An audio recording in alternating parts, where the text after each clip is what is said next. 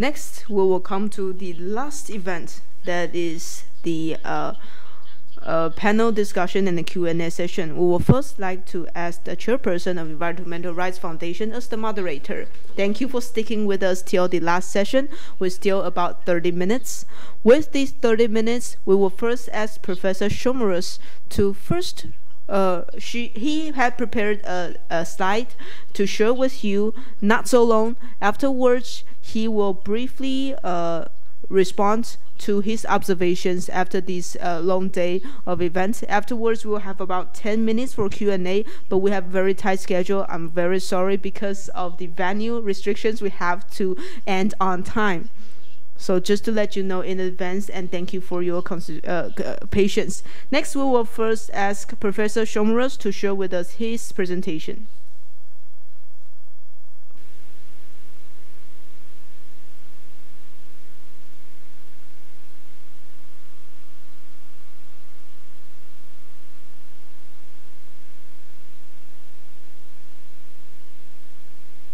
Yeah, thank you very much. I now have a quite challenging task to keep your attention for the last minutes of this long day. And I just want to continue with very few slides of my presentation from this morning, and then I would give some comments on the sessions we had. And the first is about you might remember I wanted to tell you about what can you do with the Aarhus Convention, and with the first pillar, a right of access to environmental information. And this is just an example what you could do with it, especially if you work with NGOs. A campaign, a political campaign, and this was a campaign which took place many years ago. It was about agricultural subsidies, because in the European Union, agriculture has a big budget, and there are billions and billions of euros distributed to farmers. And it was secret who got this money, but it is taxpayers' money. And so people wanted to know who benefits from these subsidies. And so they filed applications for information, for environmental information, and this was successful. And you see here, this is now King Charles, and he was one of the big benefactors. He got a lot of money from these subsidies, and so this became public. And then the European Union changed its laws, and now this is transparent. It's open to the public. So this you can do with this right of access to environmental information. Start a political campaign. And I also want to briefly address the second pillar of the Aarhus Convention. And I heard it this morning, and I also heard it before, that there's a problem here with public participation. And the one question was, is public participation only necessary when there is an EIA, an environmental impact assessment, or is it also, or can it also be necessary if there's no EIA? That's what I understand, for instance, and so the answer of the Aarhus Convention is yes, it can also be necessary if there's no EIA, if there's a significant effect and significant impact on the environment. So an EIA, an environmental impact assessment, is not mandatory for public participation. I heard this might be a problem here in Taiwan. And And another point is Article 8 of the Aarhus Convention. It's also about public participation during the preparation of executive regulations and generally applicable, legally binding normative instruments. And the big question here is, does it also include parliamentary laws, statutes? And so this is still a question. We had a case, oh sorry, no, this was, oh sorry, yeah. We had a case concerning Slovakia, where my compliance committee said, yes, also parliamentary acts must, before they are sent to the parliament by normally the government, undergo public participation. So before it goes to the parliament, the public must have the opportunity to participate. And there's a new case now regarding UK, Great Britain, and you know that Great Britain left the European Union, a very sad story. And the question here again is the Brexit regulations, which took over most of the European environmental law, was it mandatory to participate the public before it went into the British Parliament? The British government says no, because in the Parliament everything is discussed, and this replaces public participation. The communicant here, which is Friends of the Earth, says we need public participation beforehand. This is still a pending case, so I can't tell you about the result, not yet. But this has an effect, of course, on legislation in every of the parties of the Aarhus Convention, also in Germany, because this is not normal that every law with an impact on the environment has to be publicly discussed before the parliament. And yeah, I think these cases are quite interesting. Yeah, another point is the third pillar, which is access to justice. And the third pillar regarding the environmental information access, this is quite unproblematic here, I would say. But I heard also that there are some problems with this in Taiwan. And one very important point here is that every NGO, every environmental NGO has a privileged position. I think I mentioned this briefly this morning. So it must be guaranteed under the Aarhus Convention that NGOs have access to courts and can file lawsuits against decisions of the administration which affect the environment. And I don't know whether this is implemented in Taiwan, but might be interesting. And there's also an article 9 paragraph 3 which opens up access to courts beyond the issues mentioned in Article 6. And this is quite problematic because it says here, each party shall ensure that where they meet the criteria, if any, laid down in its national law. So national law can define the criteria. But my compliance committee said this does not mean that under national law access to courts can just be forbidden. No. Access to courts must, in principle, be open to the public. And so this is just very briefly.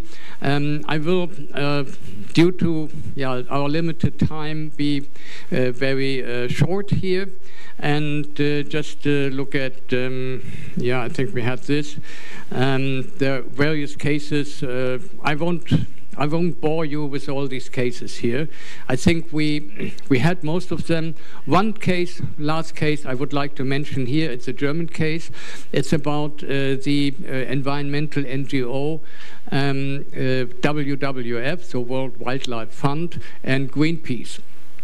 And according to the German law, these NGOs had no standing, had no right of access to courts, because they had no internal democratic organization. So these NGOs are operated like big corporations with a CEO, but they are not democratic.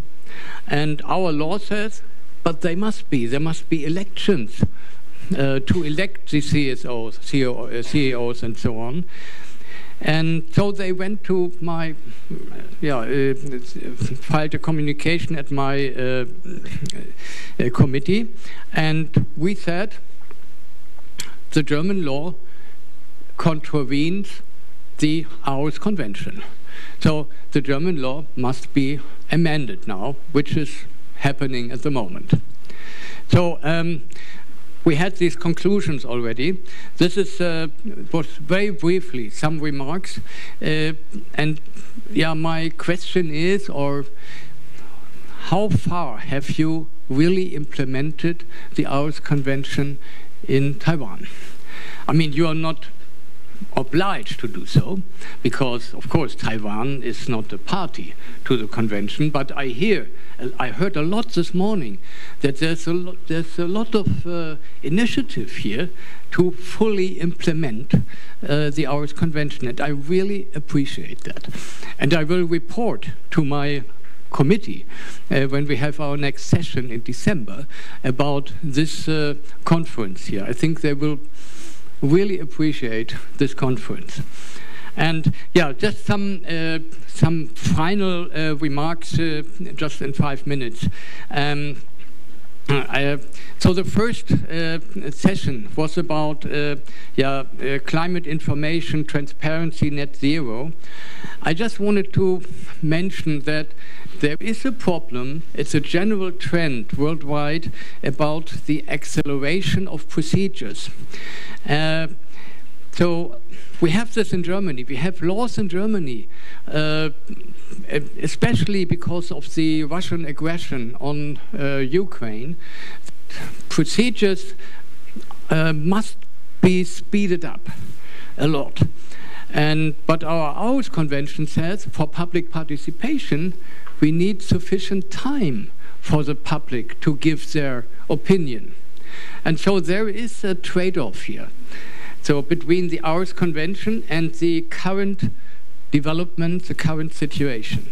I think we haven't solved this problem yet. And then we had the session about urban, which I also found very interesting, about mitigation, about adaptation, and so on. For instance, in Germany, we have a special act on mitigation, which is the Climate Change Act, and we have another special act on adaptation. In German, the Klimaanpassungsgesetz. And so my question here would be, do you have a Climate Adaptation Act in Taiwan? And might be an idea to think about that. And I also liked the examples which were given, for instance, of the German planning system. And for instance, in Germany, already 100 years ago, we had this idea of the green garden city. And so many cities in Germany are planned like that. And then the next session was about, or the last one, that was about green energy. And yes, I will finish very soon. Yeah, thank you. It was about green energy. It was already mentioned that by Professor Fu that I'm also involved in this topic. I'm a co-operator of a wind farm. I started planning this wind farm and so on together with students. It's a student student project, and we've been operating it since 2017, and we started a cooperative. And a cooperative is a very democratic way of participation, of financial participation, because in a cooperative, everyone has one vote, no matter how much money you invested. So we have relatively rich people who invested 100,000 euros. We have, let's say, normal people, not so rich people, they only invested 500 euros. But they all have one vote, and we all are committed to renewable energies and to financial participation of citizens. And this idea, so when you financially have a benefit from a wind farm, then you like it. And it may be in your neighborhood, and you're not disturbed by it. You like it, because it has a positive effect on your bank account. That's perfect. So it's the best way to enhance acceptance. And so what I would also like to say is here that, what is very important regarding green energy, that it must financially be profitable. And so you need a feed-in tariff system or something like that. And I looked at Taiwanese electricity prices, which are, compared to Germany, extremely low. In Germany, we have when the war started, the electricity price went up to 40 cents per kilowatt hour. 40 cents, euro cent. And it's now down again to like 30 euro cent. Taiwan, less than 10. That's what I read. Wow.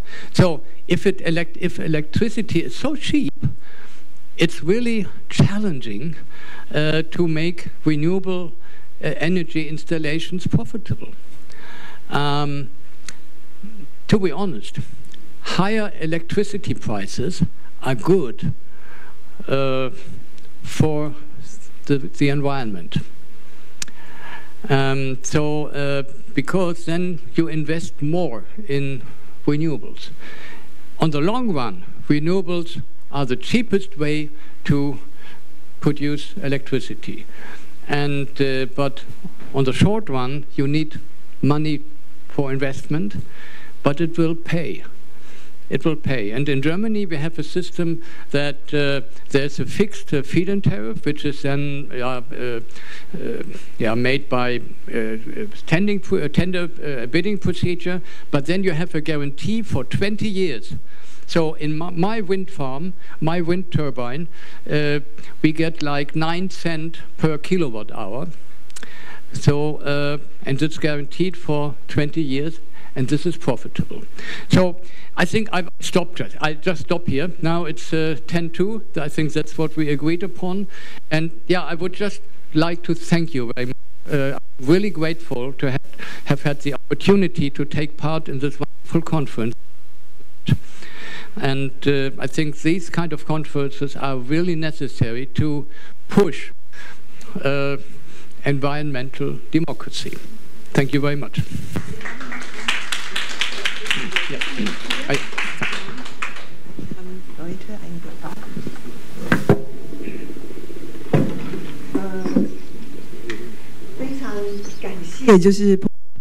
Thank you to Professor Schomerus to be right on time.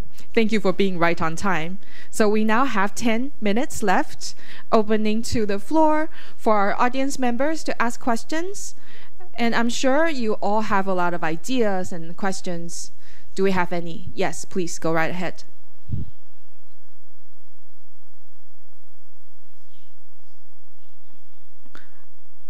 My question for you is that For Aarhus Convention, the 3 pillars, the 3 spirits, because Aarhus Convention doesn't talk about how when local residents, whether they have the right to veto or approve for a certain project. And also Aarhus Convention doesn't mention whether the developer, whether it's private company or the government, and the local community members can have a contract or a contract negotiation in the process, because in Taiwan there are fragmented regulations talking about contract negotiation between local communities and developers. For example, for radioactive waste disposal in Taiwan, requesting local governments to set up a vote to install something, and I feel like that is the right to approve or veto.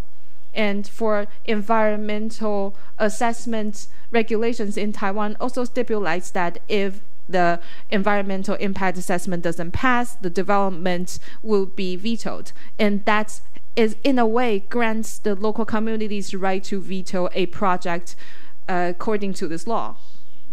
And for contract negotiation between local communities and developers, we do have similar cases in Taiwan. For example, the 3rd phase of Taichung Industrial Park, that is the result of a negotiation in a lawsuit.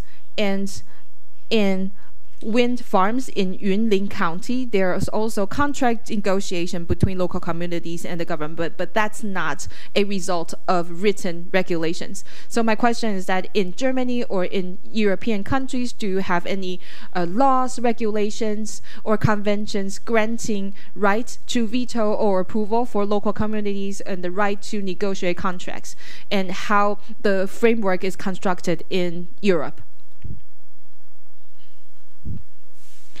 Do we have any other questions from the floor? We will collect one more if there are more. You have no questions? No further? Okay.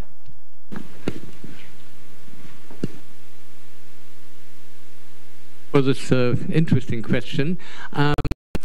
Yes and no is the answer, because in Germany the municipalities, the villages, the communities, they have the right to govern their own issues by themselves. So they are independent, quite independent from the state. So against the will, against the veto of a municipality, a wind farm cannot be built, for instance. So this is similar. However, we have a law in Germany, which is in the Renewable Energy Sources Act, which now says that the municipality must be financially participated by the operator, for instance, of a wind farm or a ground-mounted solar farm. So the operator must offer the municipality a certain amount, a certain tariff of, let's say, ½ cent or so per kilowatt hour. So the municipalities benefit financially, like like neighbors who financially participate. And so the mayors and of the municipalities, they really they like this. And for instance, a former student of mine is the mayor of a village, and he said, well, I want this wind farm to be established because then per turbine the municipality gets 30,000 euro per year. And if there are 10 turbines, it's 300,000 euro per year. For a small village, this is a lot of money. And so you could say this is kind of corruption, because then by paying, you will get the right to establish a wind farm. So against the will of the community, it's not possible. But there are other measures like planning law, state planning law, which say that there's this, what we call Raumordnung in German, so spatial planning, and the community and the municipality is bound to this planning. But they also have a say in this planning. So it's not just a top-down system, it's also a bottom-up system. So it's a bit more complex. That's why I said the answer is yes and no at the same time.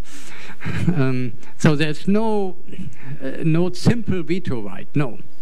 But it's a bit more complex. Everything in Germany is more complex.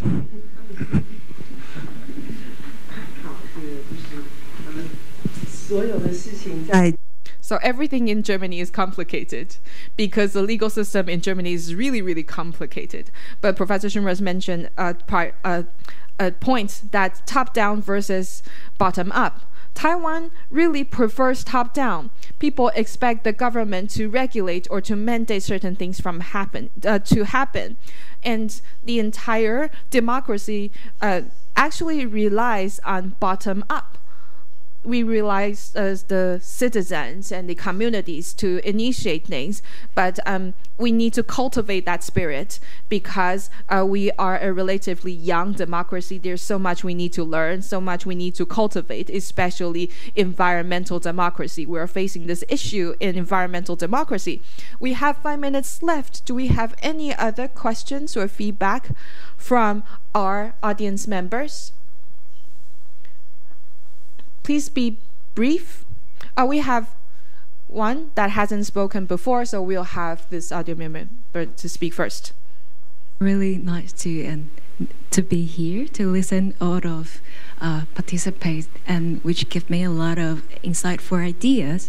And my question is that, based your observations and anything, and how can Taiwan improve public participations to accelerate, yes, this kind of communication with public? How can we make our citizens know that we should focus on environmental democracies? And yes. Okay.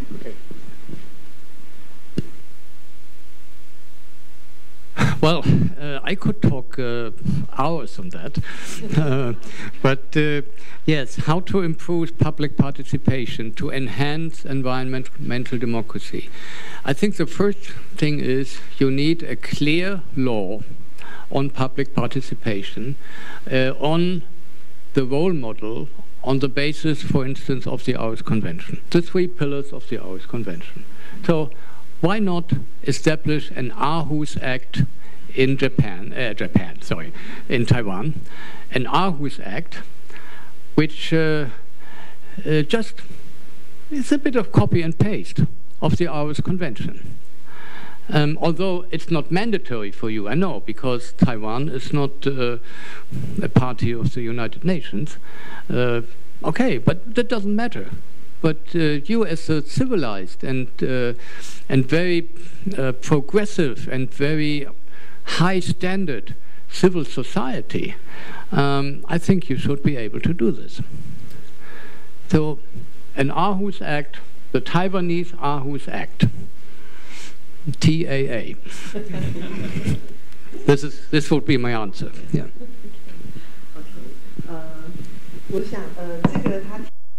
Yeah, I think Professor just proposed that maybe we can actually have a Taiwan Aarhus Act. I think actually in Taiwan we do have these a lot of convention implementation act. Because of the limitation of politics, we're not able to participate or ratify these international conventions. But with implementation acts of these international conventions, we're able to domesticate all these laws. So maybe the Aarhus Act is something that Professor Schomerus proposed, and that may be the future direction that we can work on. Aarhus Convention Implementation Act in Taiwan. Okay, any other questions? Oh yes, Mr. Huang, please. I have one question. we really admire Germany. A lot of the scholars also study abroad in Germany, and I heard that it seems that they care about public interest a lot. So I want to know that many legislators or councillors in Taiwan use public interest to maybe gain corruption, so gain money from it. Is it also happened in Germany, where they use these public matters as a way to threaten or get money or get bribery?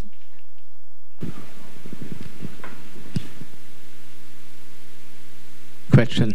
But yeah, of course, also in Germany, bribery, corruption does exist.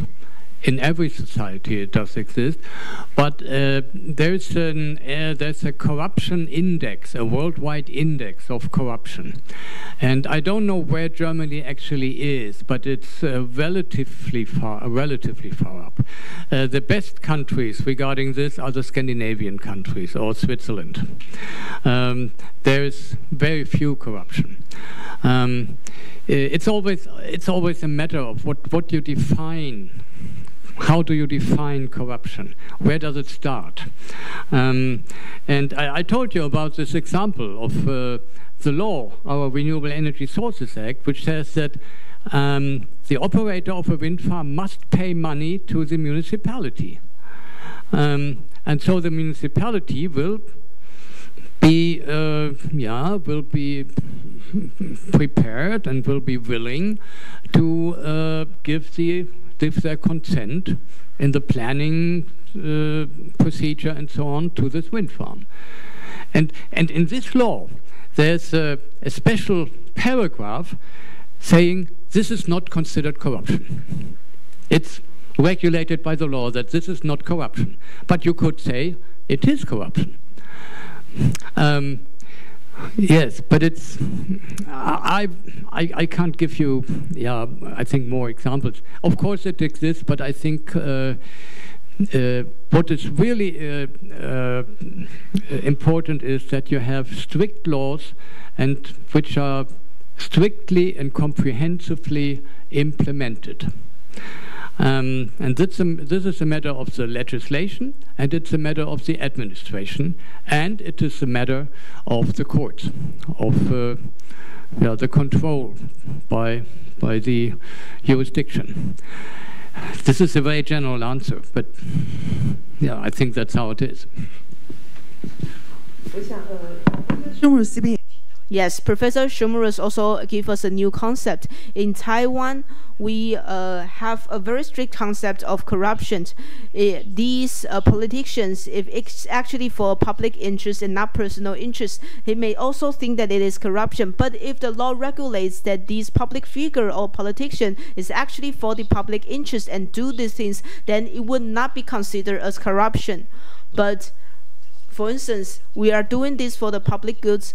So in summary, I just want to say that Environmental Rights Foundation a few years ago actually did a research report for the National Human Rights Commission. Our conclusion is similar to what Professor Schomerus just said. We want to first implement the domestication of the Aarhus Convention, that is the Aarhus Convention Implementation Act in Taiwan. But for the long term, we hope that for every law and legislations, we can more concretely and see if they are in line with the requirements of the Aarhus Principle. But of course, in terms of different aspects in education, in society, and also in culturally, we all have something to improve on. And with Aarhus Principle as the spirit, we will continue to work on that direction. We run a little bit over time, but I think it's still acceptable.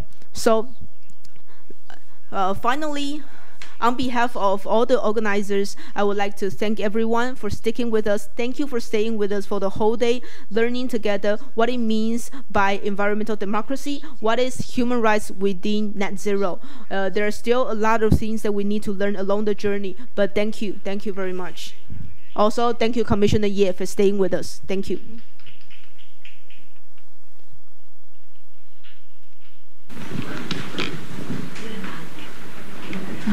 那以下2件事要提醒一下大家。